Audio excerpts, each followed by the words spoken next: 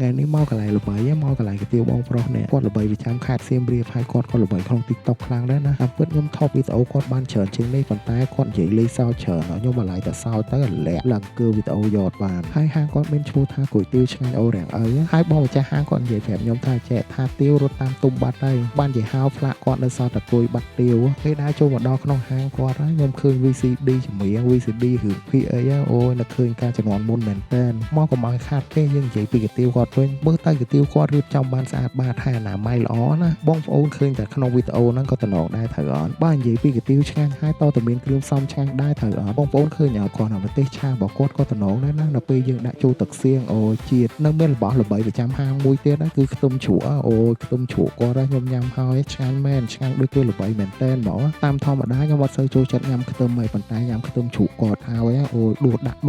ងខ្ទឹមជ្រក់អស់ចិត្តហើយនៅថែមប្រទេសជ្រក់ទៀតណានិយាយទៅរបស់គាត់ឆ្ងាញ់គ្រប់មុខហើយសម្រាប់កាទៀវខ្ញុំមួយចាននេះខ្ញុំហៅសាច់គ្រប់មុខចាញ់មកចានឡើងធំសាហាវសម្រាប់រសជាតិទឹកស៊ុបរបស់គាត់វិញញ៉ាំទៅជាតិឆ្ងាញ់សាហាវហ្មងញ៉ាំទៅមានអារម្មណ៍ថា fresh ណាវាត្រូវមួយបរិយាកាសពេលព្រឹកហ្នឹងហ្មងហើយវានៅមានអាប្រហិតសាច់គោមកគ្រាប់